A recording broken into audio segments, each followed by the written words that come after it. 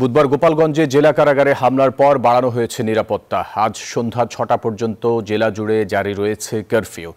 বুধবার সারাদিনের উত্তপ্ত পরিস্থিতির পর রাতে থমথমে পরিবেশ তৈরি হয় গোপালগঞ্জে। সন্ধ্যার পর থেকে কিছুটা স্বাভাবিক হতে থাকে শহরের অবস্থা। তবে কারফিউ থাকায় ছিল না সাধারণ মানুষের আনাগোনা। সেনাবাহিনী, বিজিবি এবং কারারক্ষীদের সমন্বয়ে তৈরি করা হয়েছে নিরাপত্তা বলয়। সকালে কারাগার পরিদর্শনে এসে অতিরিক্ত কারা মহাপরিদর্শক কর্নেল তেনভীর বলেন, আজকের পরিস্থিতি অনেকটাই স্বাভাবিক, নতুন হামলার আশঙ্কা নেই বলেও জানান তিনি। এখন তো স্ট্যান্ড আপনারা নিজেরাই দেখছেন এখানে যে আমাদের এখানে বিজিবি আছে, আর সেনাবাহিনী আছে, এখানে পুলিশেরও দিনকে টহল আছে এখানে। সুতরাং গতকালকের চেয়ে আজকের পরিস্থিতি অনেক বেটার এবং আশা করি আমরা এই জিনিসটাকে কাটিয়ে উঠতে পেরেছি এবং ভবিষ্যতে আমরা আরো সতর্ক থাকবো। ফয়সাল, আপনাকে ধন্যবাদ। আপনি যেমনটা বলছিলেন যে গতকালকে দফায় দফায় হামলার পরে নাহিদ ইসলাম যে কথাটি বলেছিলেন যে ২৪ ঘন্টার মধ্যে অপরাধীদের গ্রেফতার করতে হবে, কিন্তু গ্রেফতারের কোনো তৎপরতা আমরা কিন্তু দেখতে পাইনি। এখন পর্যন্ত সদর থানার ওসির তথ্য মতে ১৪ জনকে গ্রেফতার করা হয়েছে। যে ১৪ জনকে গ্রেফতার করা হয়েছে মূলত গতকালকেই তাদেরকে গ্রেফতার করা হয়েছে। যে আশঙ্কা করা হচ্ছিল যে মধ্যরাতে একটা ব্যাপক কারফিউ জারির মধ্যে একটা ব্যাপক অভিযান হতে পারে, কিন্তু সেই অর্থে কিন্তু আমরা অভিযান দেখিনি, পুলিশের তৎপরতা দেখিনি। আপনি জানেন যে আজকে কারফিউর মধ্যেই কিছুক্ষণ আগে এখানে পুলিশের একটি টহল টিম এসে পৌঁছেছে এবং এখানে দেখতে পাচ্ছেন যে পুলিশের একটি টহল টিম এখানে তারা কাজ করছেন, কিন্তু এখান থেকে ১ ঘন্টা আগেও এখানে কোনো পুলিশের সদস্য ছিল না।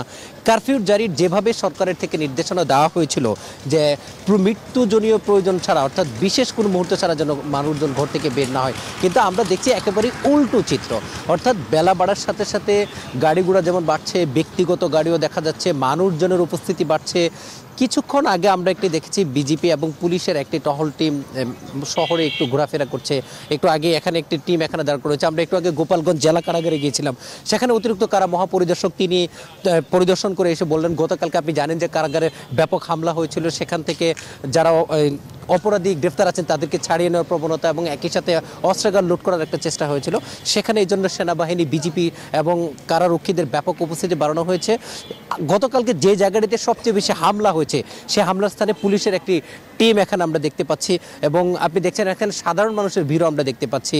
রিক্সা, অটোরিক্সা, বাইসাইকেল, মোটরসাইকেল সহ অন্যান্য যানবাহনগুলো সেগুলো দেখতে পাচ্ছি। সকালে মানুষ কম থাকলেও আস্তে আস্তে কিন্তু মানুষের উপস্থিতি বাড়ছে। তবে যথারীতি বন্ধ রয়েছে দোকানপাটগুলো। তবে যে অর্থে কারফিউ এখানে যেভাবে পালন করার কথা সেই অর্থে কারফিউ দেখতে পাচ্ছি না এবং প্রশাসনের যে ধরনের জোরদার থাকার কথা সেই ধরনের আমরা দেখছি না। জেলা পুলিশ সুপার এবং সদর থানার ওসি তারা গণমাধ্যমের সাথে কথা বলেনি এবং কোনো অভিযান পরিচালনা করানো হবে কিনা সেই ধরনের তথ্য কোনো আমরা পাইনি। তবে বেলা বাড়ার সাথে সাথে পুলিশের উপস্থিতি আমরা বাড়তে দেখছি, তারাও তাদের কাজের গতি বাড়িয়েছে।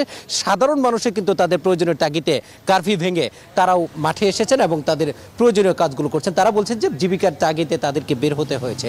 ফয়সাল, এই ছিল গোপালগঞ্জ থেকে আজকের যে কারফিউ সে সম্পর্কিত আমার কাছে সর্বশেষ তথ্য। মাঝার, আপনাকে ধন্যবাদ আমাদের সাথে যুক্ত হবার জন্য। বান্ডেল থাকলে প্রতি সেনমানিতে টাকা বাঁচবে। বিকাশ সেনমানি বান্ডেল কিনে জিতুন প্রতি লেনদেনে।